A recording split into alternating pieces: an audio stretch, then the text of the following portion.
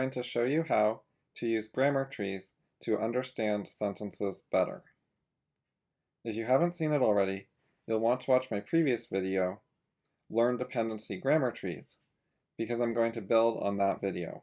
Link is in the description. So this is a forum post from Justin CEO. I wanted to use a real example from a real discussion that is kind of like you might run into when you try to talk to people on the internet. We're just going to analyze this part. We're going to start with the second sentence because it's short, before doing the long, hard sentence. The context here, the reason he's talking about death, is they're talking about longevity. So he'd like dying from old age and accidents to be a solved problem. So feel free to pause the video and try to make your own grammar tree before watching my solution. So here's most of the tree. I left the very much out. We're going to talk about what to do with it. A couple notes about what I'm doing here. So this is that as a pronoun, or perhaps a pro-sentence, that stands for this entire other clause here. And this that up here is the other function of that, where it is conjoining the sentences. It is acting like a conjunction. In other words, like the word and, which is the most basic, simple, plain conjunction. So the word that is in my tree twice because it has two purposes. The you is in square brackets because it is an implied word. It's not in the sentence. It doesn't say you note, but the subject of note is you. It's talking to the person being spoken to. It's a command. An implied you for command sentences called imperative is common. Would like could be split up into two nodes, so could to be. But it's fine like this. I kept it a little bit simpler. This is good enough for understanding things. You don't have to go into every bit of detail. Okay, so then the question is, what is very much a modifier for? So what does much mean? And what part of speech is it? The dictionary can be useful for figuring out part of speech, which can help you. So if it was a determiner, then it would have to modify a noun. If it was a pronoun, it wouldn't even be a modifier. And if it's an adverb, it could modify a lot of stuff, but not a noun. However, it could, even if it's an adverb, modify a verbal noun, like to be, which is an infinitive, so it has some aspects of a noun and some of a verb, which is why there is a verb color as a dot afterwards. So in this case, it's definitely not a pronoun. And it could be a modifier for something else probably in the same clause. So the first thing you want to look at is the closest candidate, solved, but there are some other candidates because solved very much sounds weird. You don't really solve by a quantity, like you might say solved well rather than solved much. That would make more sense. So it seems like it probably doesn't modify solve, the close word, so we have to look around at other stuff. So these are the candidates. It is all the nouns and the verb from the clause. So we'll go through them and consider them. Could it be solved much very? That does not make a lot of sense. The way you figure this out is not grammar, it is content and context. You have to think about the meaning and what makes sense. Because grammatically there's no problem with the modifier going right here. It's just that the content of the sentence is confusing if it goes there, so it probably goes somewhere else. So are we talking about very much death? Nope, that's not what the sentence means. It's the wrong meaning, so we have to put it somewhere else. We're not trying to talk about a certain amount of death or quantity of death. So is it a amount of being? Very much being? That doesn't make sense in this sentence either. What about I? Is it very much I? Also doesn't make a lot of sense. Not wrong grammatically, although when something is functioning as an adjective, it shouldn't be put far away. Like if it was very much death, you should put it next to death. Or if it was very much I, you should put it next to I. So there would be a problem there. But anyways, it also doesn't make a lot of sense. Like we're not talking about an amount of I. So, final candidate, would like, very much would like, can very much tell us the amount of liking, that it is a strong liking. Yeah, that actually makes sense. He would strongly like for death to be solved. He would strongly like that problem to go away so that he doesn't die. So now we have the correct tree for the sentence, which is surprisingly complicated looking for how simple and easy of a sentence this is. However, we're about to see one that is much worse. This is part of why people rely on intuition so much, because intuitively you can read the sentence. It's not that hard of a sentence. You can read harder sentences using your intuition, but when you try to do actual analysis, it's kind of complicated. And a lot of people could not analyze the sentence very well and understand the grammar. So their intuition is better than their explicit conscious analysis when they write things down and try to figure it out and think about it carefully. So if you want to be good at philosophy or reading or that kind of thing, debating, then it would be really useful if you could improve your conscious, explicit, intentional analysis and help it catch up to your intuition or even be better than your intuition. That's very helpful because your intuition makes mistakes, and it's really hard to fix the mistakes when all you have to go by is your intuition that's wrong. Whereas when you do conscious analysis, it's a lot easier to find some mistakes or learn better ideas. You can go read something and incorporate that into your conscious analysis, but it's hard to read something and incorporate it into your intuition when you can't do it consciously. And if you can do it consciously, then you can discuss it with other people, and other people can give you corrections, and then you can understand what they're saying. Okay, so sentence number 2. This one is hard. So again, you might want to pause and try it yourself. If you can't do it, that's fine, don't worry about it. But if you give it a try and see that it is hard for you, then you might learn more when you see how I do it. And you'll be like, oh, that's what I was missing. As opposed to if you don't try at all and then you see how to do it, it might just kind of look easy, like I will make it look easier than it is. So if you think about it yourself and you put some work into this, you will learn more, but you don't have to, it's up to you. So for this one, I'm not going to jump straight to the solution because it's way too hard and complicated. So how do you get started on this kind of thing? A good way to begin is finding the main idea, like which are the really important words. So the core of the sentence is these 3 words. So you have the verb, the subject, and the object. And when you say fact is conceived, it seems a little bit confusing, so I left in the of as disaster, saying what it's conceived of as. And now we have the core idea of the sentence, and we're missing a lot of details, like the best here is left out, and this whole middle stuff also left out, from like there to there. Has been left out, and we also left out this the. One thing you'll note is that the subject, right here, is really far, well, it's near this verb, but it is really far from the object. Well, it's not an object because it's a linking verb, but it's called a complement. But it's basically the same idea as an object, so I mix them up sometimes. So the complement is really far away from the verb. There are a lot of words in the middle, which is kind of bad and confusing. You usually don't want to split up the main words in the sentence that much. It's hard for the reader because they read is the fact, and then they're like not sure what the question's going to be, and then they have to read all these words in the middle, and then along here, and then here too, and then finally they find out what the question is, but they had to like wait this whole time trying to remember what they'd read at the beginning so they can link it up with the end so it makes sense. It's like this whole thing is kind of like it's in parentheses, and that it's a long parenthetical in the middle of the sentence, so that's not good. Anyway, so to get started, I tried to figure out what the important words were. And I got the basic idea.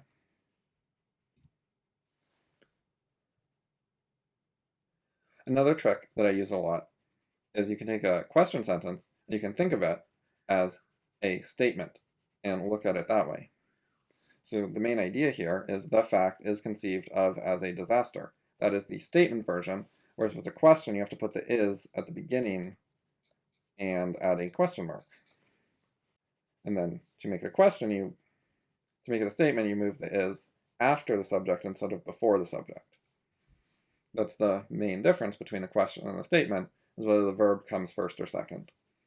So in general, questions are harder to deal with. It's an extra way the sentence is more confusing. So if you're having any trouble, just convert it into not a question and try to make a tree of that.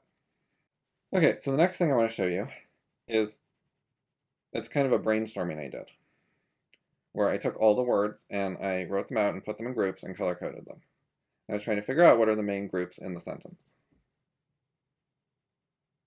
This is actually not the first thing I did. I didn't animate the first thing, which is I grouped the words by part of speech. So I tried to put the verbs in a group, and the nouns in a group, and the modifiers in a group, and so on. And for the verbs, I included verbals, just anything that looked kind of like a verb. It doesn't have to be perfect or exact. So I made some mistakes. I was just going through quickly, and then I got them roughly categorized by part of speech, and then I figured it out in more detail when I looked at it more. So what you're seeing now, I've added a little bit of additional detail. Like I've tried to figure out what the verbs are for the clauses, and I've taken the conjunctions and paired them up with a verb, and then in the bottom right, we've got a modifier, because it's a prepositional phrase. So it looks like there are 4 clauses. However, that is wrong, and when I started looking at it in more detail, I figured it out. So the first thing I did was I tried to make actual trees for the main parts of the sentence, but I left out all the modifiers. Except for the prepositional phrase, I left that in. But I cut out all the orange modifiers, the sort of minor words. And now it's simplified, there's less clutter, and you can see what you have better. And then I figured out that in this sentence, yet is not actually a conjunction. It is frequently a conjunction. That's why I initially categorized it as conjunction. But in this particular sentence, it isn't one. Part of what I noticed is that the been created is not a finite verb. So I fixed it. Here we have has been created, and then the yet is a adverb. All right, and then let's get rid of more modifiers and just focus on the really important part. This part also we could get rid of, but I've left it here. It's not a big deal either way. You know, there's some flexibility. But we could view it as clutter and get rid of it if we wanted to. Okay, so the key issue here is the word where. So I brought in the definition of where. We got to figure out how these 2 where clauses fit into the sentence.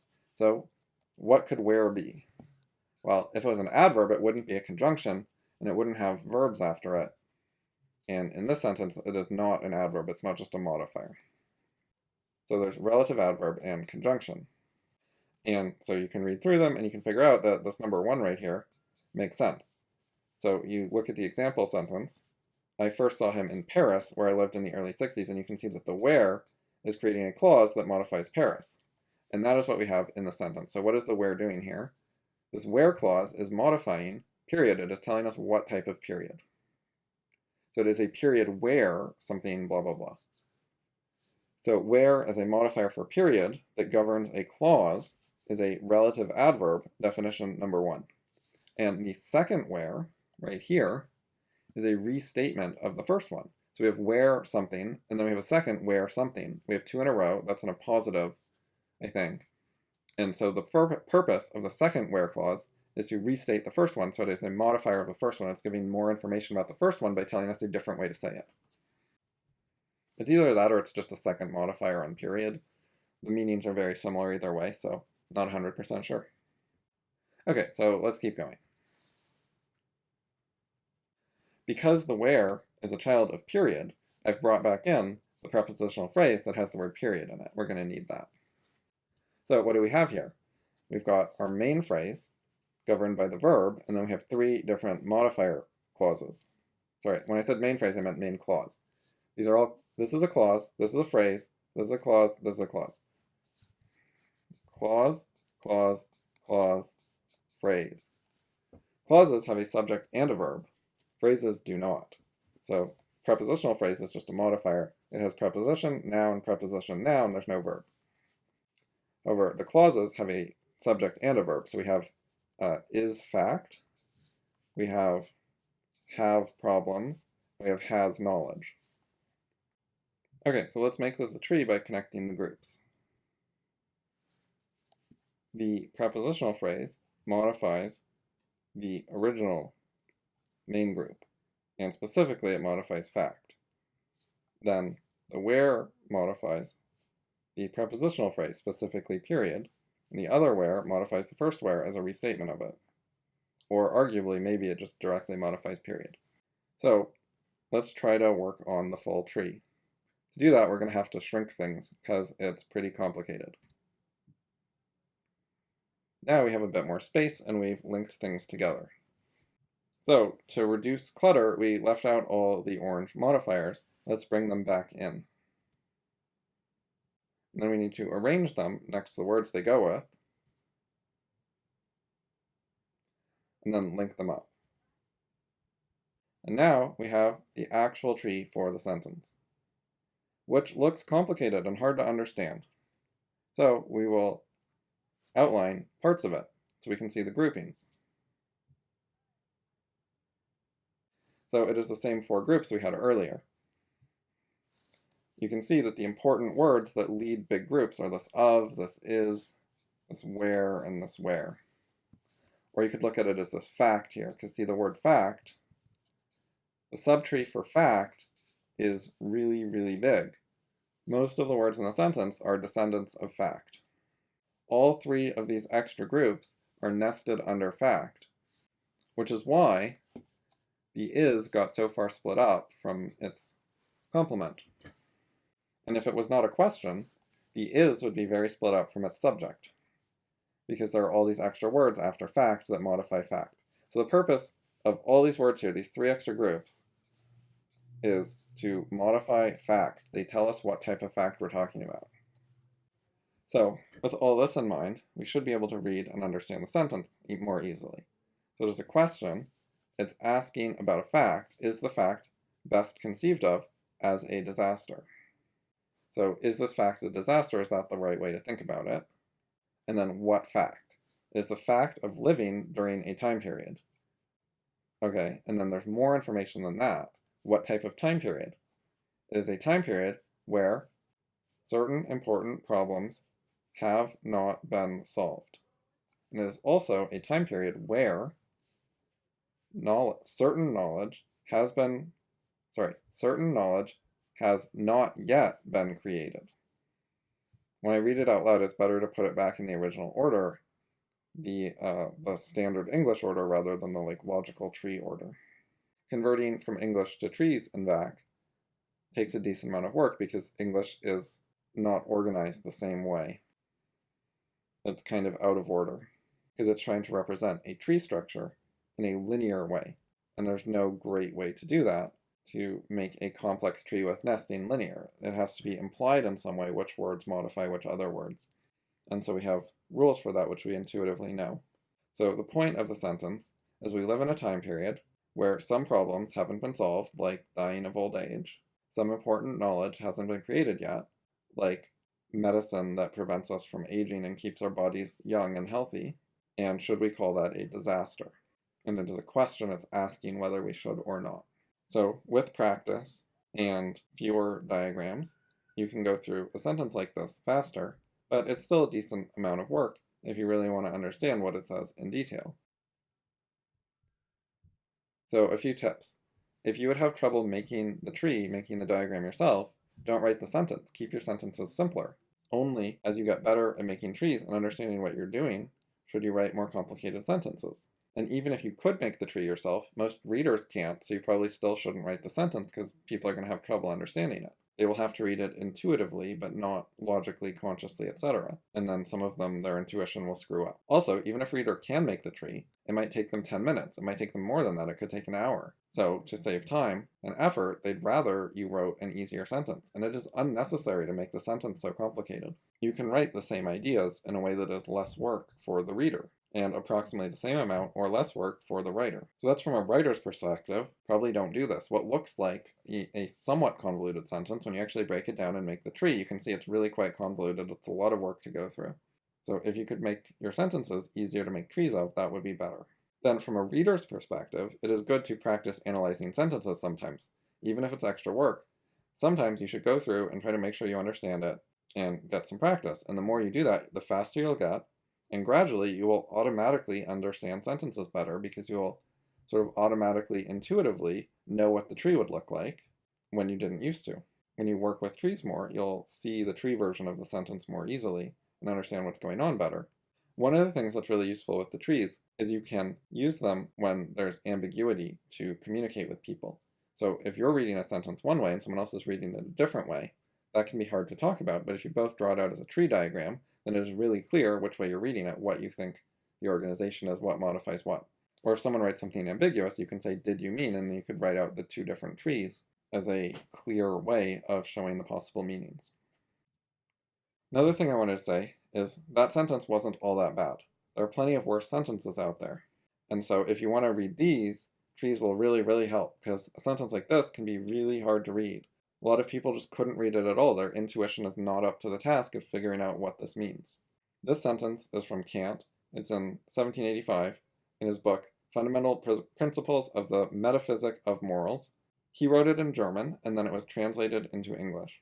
I've highlighted the finite verbs and the clause conjunctions, just to give an idea of how convoluted it is, what kind of stuff is in it.